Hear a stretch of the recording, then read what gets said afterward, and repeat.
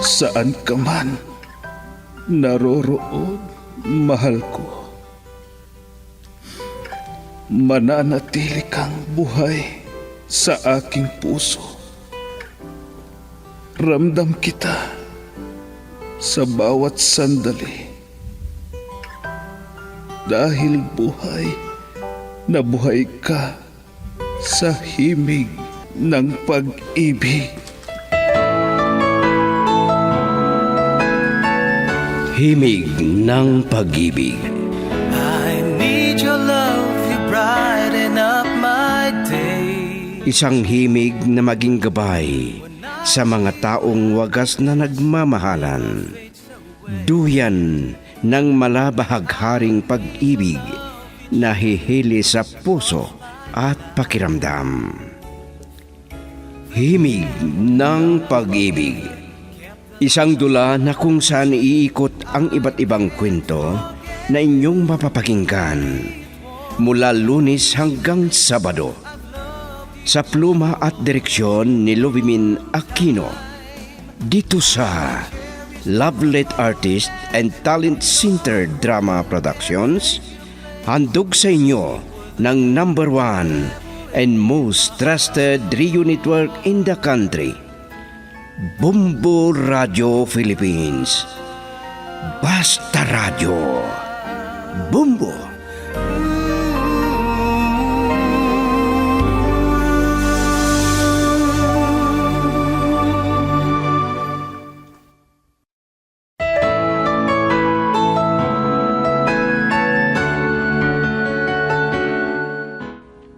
Ang nakaraan, ganoon na lamang ang iyak ni Molina sa kalunos-lunos na pagkamatay ni Guillier na nobyo niya.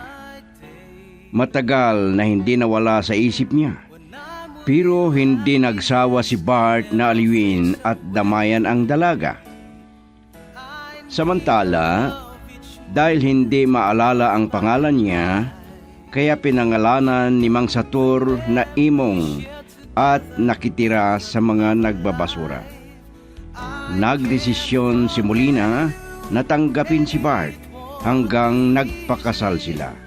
Pero natuklasan ni Bart na hindi siya ang unang lalaki sa buhay ng asawa. At nadagdagan ang galit niya nang malaman na buntis pala ito. Lumipas ang panahon, nag-aaral na sa kolehiyo si Gwendalyn na anak nila. At ngayon, narito ang karugtong ng isang linggo na kasaysayan na pinamagatang Pag-ibig na nagmula sa sakit. Dito sa ating dula, Himig ng Pag-ibig. I've loved you for a long, long time. Kung may sarili ka sanang kotse, hindi tayo maghihintay ng taxi, Gwendalyn. Magsabi ka sa papa mo. Ang yaman-yaman niya. Alam ko ang magmaneho ng kotse, pero takot pa ako. Sinasabi na nga ni Papa na ibili ako ng kotse. Ha? Bakit? Ano bang nakita mo? Uy, nangangarap ka yata kay Kuya Jomar. Ikaw talaga. Napakapilya mo. Tingnan mo yung matanda doon, oh. Yung naghahalongkat ng basura. Kawawan naman. Halika, lapitan natin. Ibigay na lang natin sa kanya itong hindi natin naubos sa restoran. Mana ka talaga sa papa mo. Na maawain at matulungin. Pero, asan na yung sinasabi mong matanda? Ha? Nasaan na yun? Wala na nga. Nakita ko lang kanina doon. Ang bilis naman. May tumatawag si Mama. Hello? Tinatanong ka ng papa mo kung bakit wala ka pa. Nasaan ba kayo? Kalalabas lang namin sa isang food chain. Naghihintay kami ng taxi. Akala ko nasa paaralan pa kayo. Ayaw ni Bart na magabihan kayo. Talagang mahal na mahal ako ni Papa. Ano, Mama? Ayaw niyang may mangyari sa akin na masama. Ay, may taxi na pala. Bye. Halika na, Alfie. Sige. Ay, teka. Hayan na yung matanda. Parang namamalimos ang itsura niya, oh. Nakatawid na pala sa kalsada. Ay, sayang. Hindi ko na nabigyan ng limos.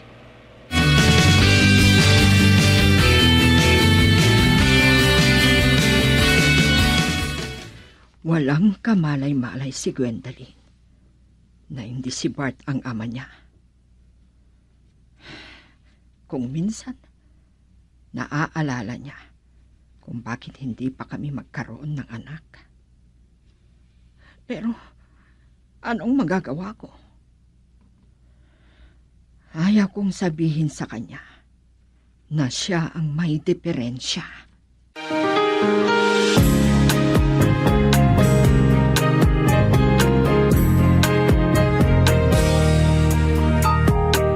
Ito na ang araw natin.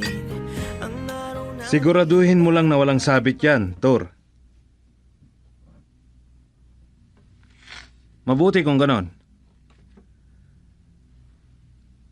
Pero kung sakali, alam mo na kung ano ang gagawin ninyo.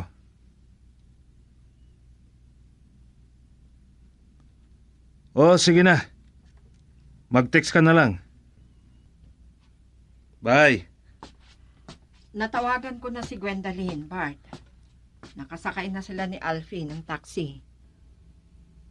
Talagang malapit niyang kaibigan ang Alfie na yon. Nagtatrabaho sa airport ang ama niya. Nakikiusap ako sa iyo, Bart. Huwag mo nang pakialaman ang malapit na kaibigan ng anak ko.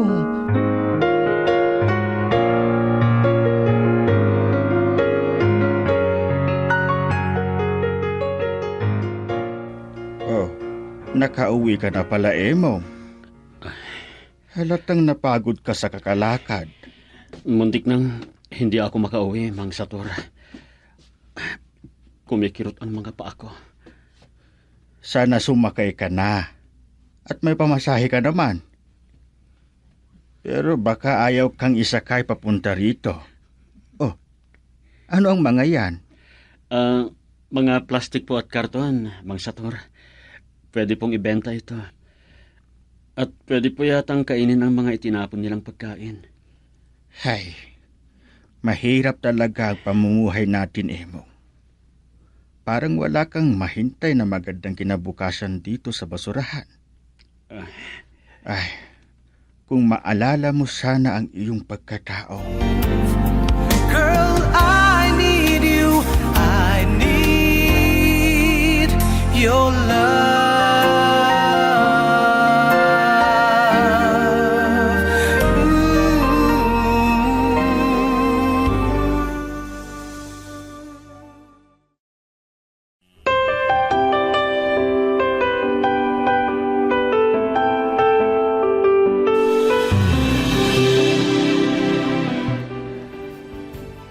Kanina pa nakapasok sa kwarto si Gwendolyn. Pero naamoy ko pa rin ang naiwang bango. Nanggaling siya sa banyo. Kita ang ganda ng korte ng katawan niya. Maputi at napakakinis ng kutis. Mas malayong maganda siya kaysa kay Molina.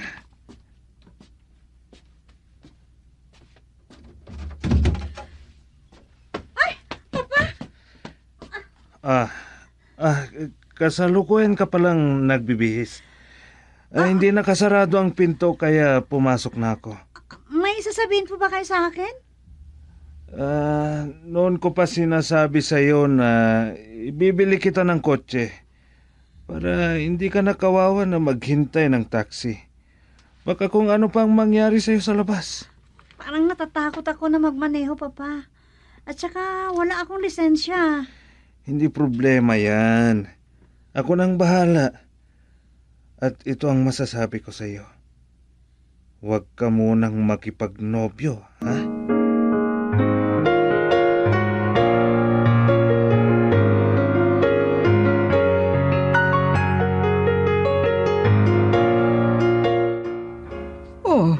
Bakit ka pumasok dito sa kwarto namin ni Bart, Gwendolyn? May sasabihin ka ba sa akin? Napansin ko kasi na lumabas si Papa. Kaya naisipan kong samahan kayo. Dalaga ka na. Pero gusto mo pang makitabi sa akin? Siyempre, nag-iisa akong baby ninyo. Oo nga pala, bakit wala akong kapatid? Yan din ang pinag-uusapan namin ng papang mo kung minsan. Mas masaya sana kung may kapatid ka. Saan pala pumunta si Papa? Lasing siya. Wala naman siyang driver. Maraming na-aksidente dyan na lasing na nagdadrive. Parang hindi ka pa sanay sa papa mo. Kahit 10 oras ng gabi, kung may tumawag, pupunta talaga siya. Gaya ng minsan na hindi ko namalayan na lumabas at hindi ko alam kung sino na naman ang tumawag sa kanya. Yan ang masama sa mga negosyante, ano Mama? May sasabihin pala ako sa inyo. Kasi, nagulat ako kanina nang biglang pumasok si Papa sa kwarto ko. Nagbibihis pa ako. Ha? Kahit siya pa ang Papa ko. Nagulat ako talaga, Mama.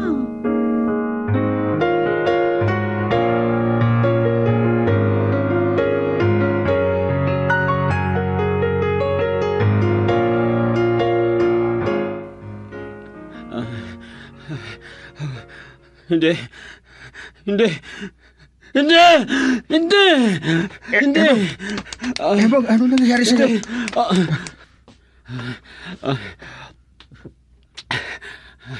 Mang Sator, panaginip lang pala. Ano bang napanaginipan mo? Parang nakakatakot. Sa nakita ko sa itsura mo, narinig ko ang paghingal at pag-ungol mo. Kaya ginising kita. Baka mabangungot ka pa. Mang Sator. Humihingal ka pa at pinagpapawisan ka. Sandali lang at kukuha ako ng tubig.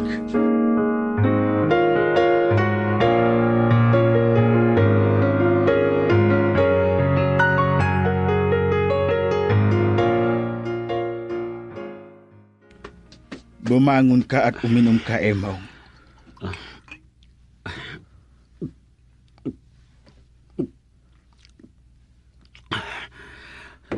Salamat po, Mang Sator.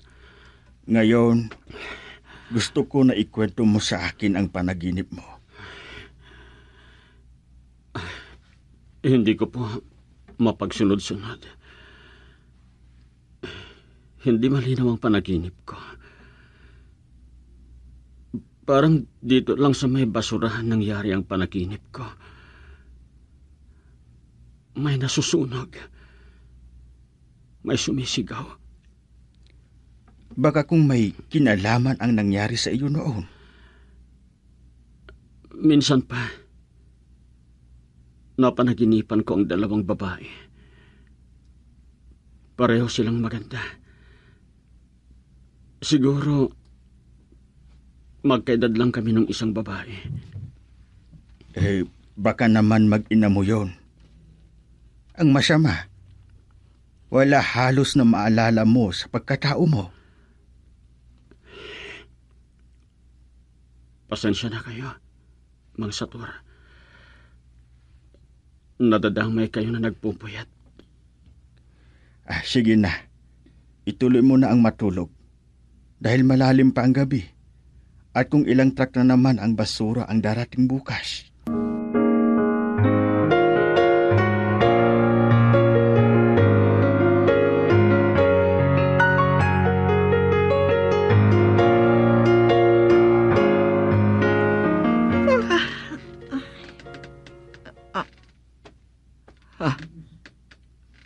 Wala pa si Bart sa tabi ko.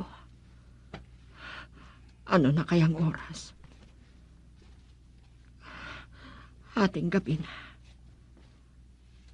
May komperensya kaya sila na kasamang mga negosyante?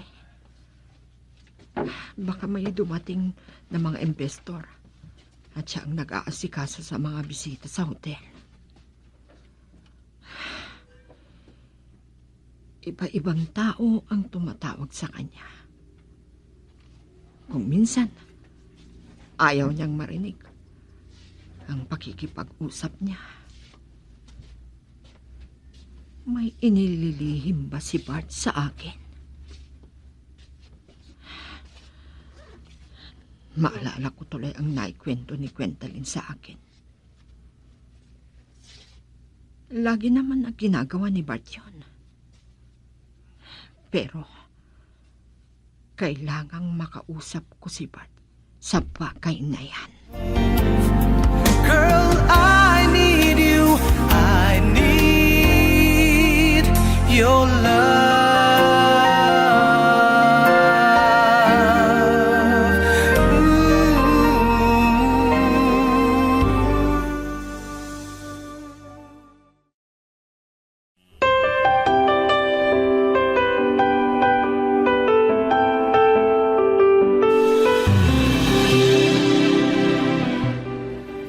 Puyat ako.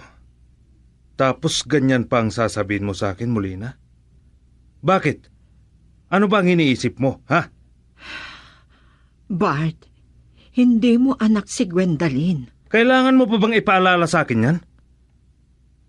Alam mo ba na masakit para sa akin na maalala ko na naman ang pagsisinungaling mo? At pagkatapos, hindi mo ako mabigyan ng anak.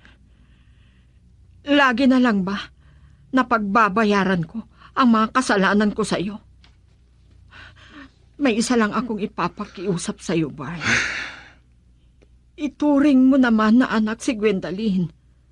Alam mo na matalino. Oo, alam ko na matalino. Kaya gusto kong maging abogado. Hindi isang patay gutom na reporter lang. Huwag naman na ganyan kagaspang pagsasalita mo, Bart. Nire-respeto mo ang trabaho na yan. At kung minsan may peligro. Pinaghalo-halo mo ng sinasabi mo sa akin, Molina. Ito ang tandaan mo, ha? Hindi ako masama. Isa akong ama na nangangarap na magkaroon ng sariling anak. Tandaan mo yan.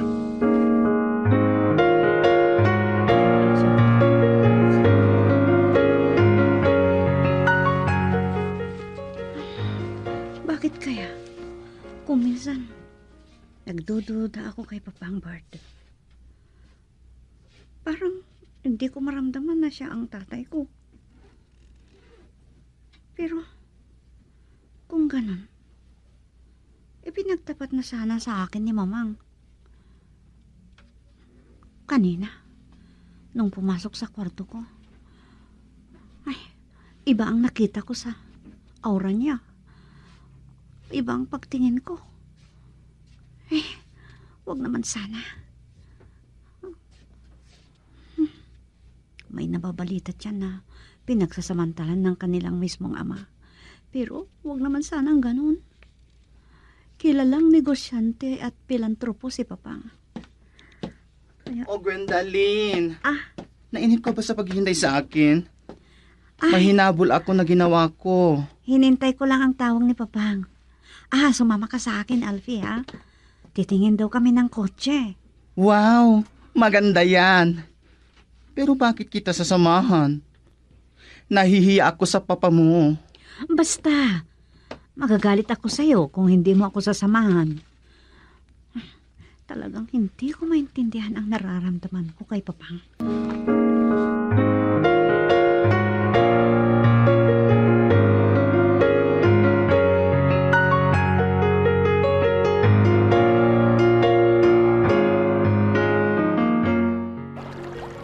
Mabuti na lang at may usapan dito. Pwede kami maghukay dyan sa gilid para pagpunan namin ng ilo.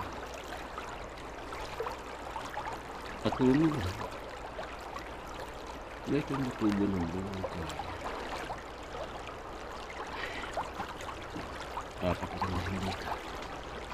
Mom! Hindi ka pa ba tapos na maglaba? Ang sarap maligo dito. Malinaw ang tubig. Dahil hindi pa umuulan. Mga Sator, may hito dito sa ilog. May mga lalaki na may dala na panghuli ng hito dito. Mabuti naman po para makatikim tayo. Masarap ang inihaw na hito. Emong, hindi ka pa ba maliligo? Malamig at malinaw ang tubig dito. Mabuti na lang po at hindi madumi ang tubig ilog. May mga pilantropo na tumutulong na magtanim dito para maging makapit ang lupa. At may mga ayuda na galing sa mga banyaga. Kaya pinayagan po tayong tumira dito para tumulong na pag-ingatan ang kapaligiran, mga satur. Oh, hindi ka pa ba maliligo? Mamaya muna, mga satur.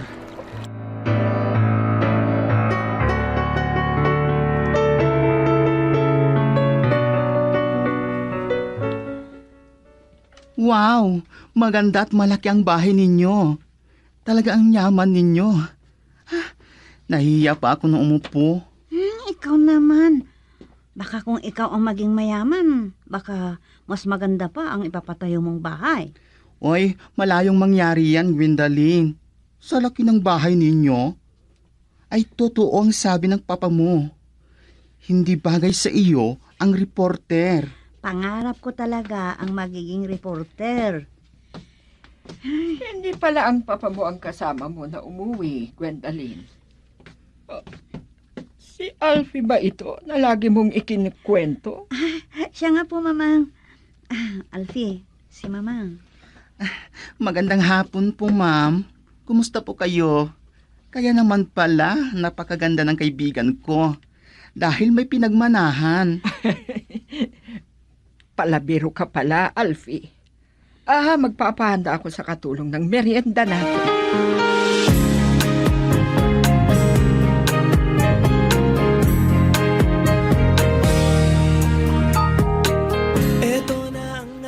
Lagi kong sinasabi sa inyo, mag-ingat kayo.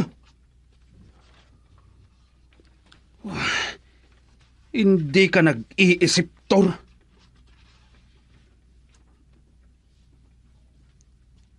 Bakit hindi mo naman gagawin mo? Kumilos ka? Ano?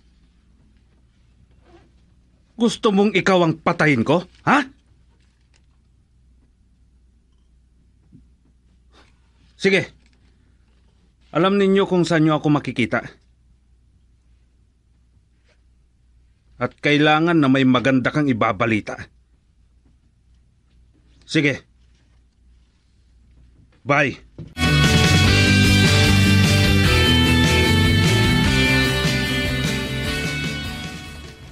Gwendalyn, kailangan lang na mabili itong kotse mo. Ang galing mo na magmaneho. Matagal ko nang alam magmaneho, Alfie. Kaya lang, takot ako noon. Ang galing talaga ni Papa na bumili ng kotse.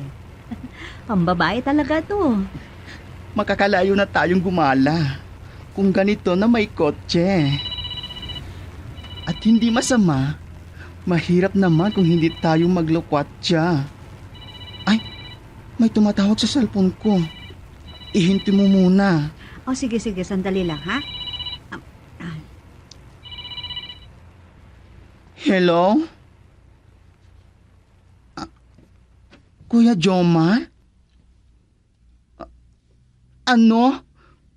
May natagpo ang bangkay sa basurahan? Sige, susunod kami ni Gwendalyn. Sige po.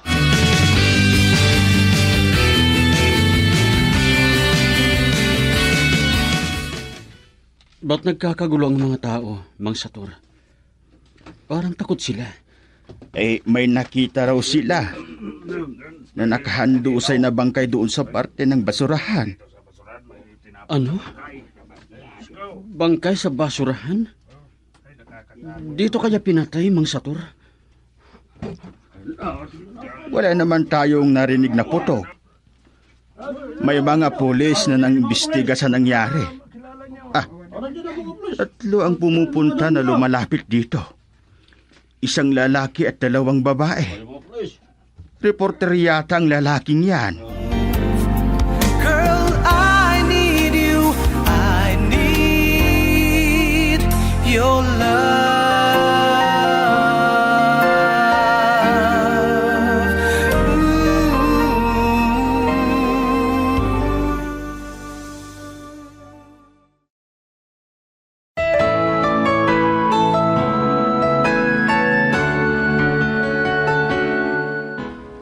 Ano pa ang mga susunod na mangyayari?